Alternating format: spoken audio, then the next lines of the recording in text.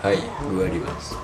Di sini gue bakal memberikan ujangan atau memberikan sebuah pelajaran sejarah bagi kelas 10. Yang pertama adalah kita harus memahami konteks dasar sejarah ini sendiri agar kita memiliki kepahaman dan keinginan untuk memajukan pandangan kita terhadap sejarah.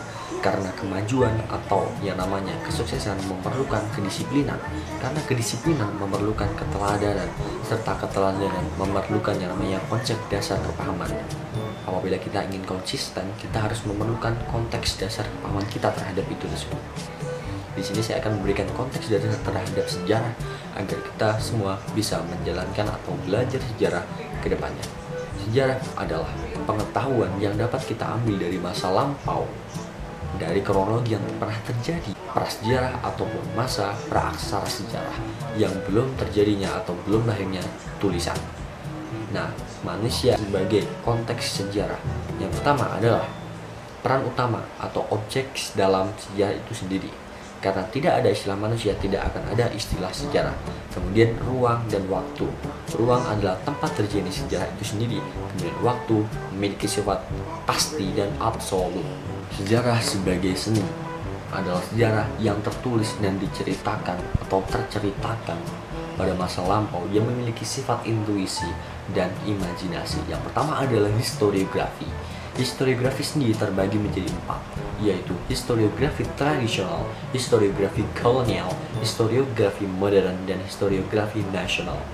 Yang pertama adalah historiografi. Tradisional adalah sejarah yang ditulis pada masa lampau oleh masyarakat Indonesia pada masa tradisional. Kemudian yang kedua adalah historiografi kolonial. Historiografi kolonial adalah sejarah yang ditulis pada masa Indonesia masih terjajah.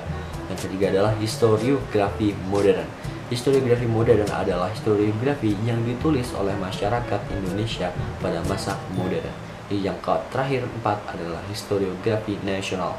Historiografi nasional adalah sejarah yang ditulis oleh masyarakat Indonesia pada masa kemerdekaan atau Orde Baru. Dan sejarah sebagai seni yang kedua adalah konsep berpikir dikronik dan sinkronik. Yang pertama adalah dikronik. Dikronik adalah pola pikir yang masyarakat menjalankan keadaan pada masa lampau dengan berjalannya waktu dengan hubungan sebab akibat. Dan sinkronik adalah waktu yang berjalannya waktu pada masyarakat masa lampau yang memiliki struktur dan fungsi tentang masyarakat tersendiri. Konsep waktu dalam sejarah yaitu adalah pengambilan atau penelitian sejarah pada waktu dan konsep tertentu yang memiliki beberapa masa, bab dan periode yang dikotak-kotakan yang disebut periodisasi.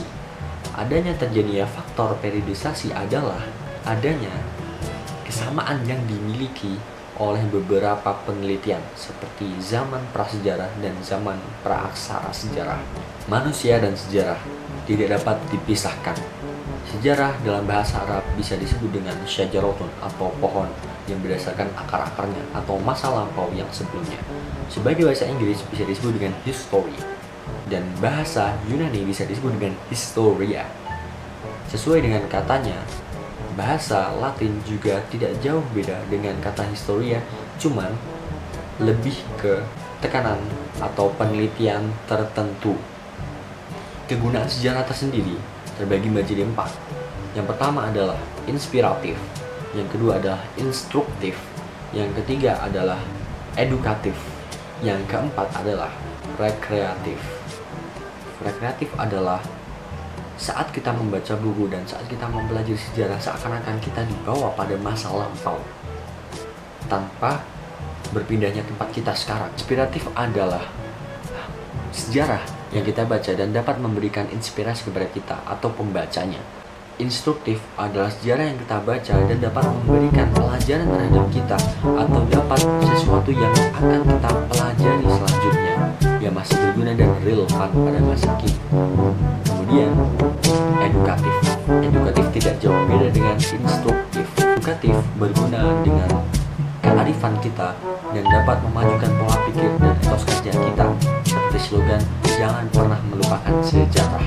Sejarah terverifikasi atau tersertifikasi menjadi 4 golongan.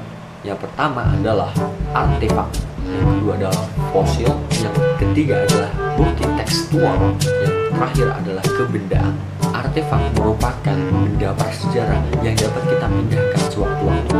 Cuman pada kebanyakan pada masa sekarang sudah tidak relevan lagi kita temukan karena sudah dimuseumkan, seperti sendok, piring, dan benda-benda yang dapat kita pindahkan dengan mudah pada masa lampau. Kemudian yang kedua adalah fosil, terdapat dari bangkai manusia, hewan, tumbuhan yang sudah tertumpuk oleh tanah ataupun getah yang sudah terlalu lama di dalam tanah berpuluh-puluh ribu ataupun beratus-ratus ribu tahun pada masa lampau.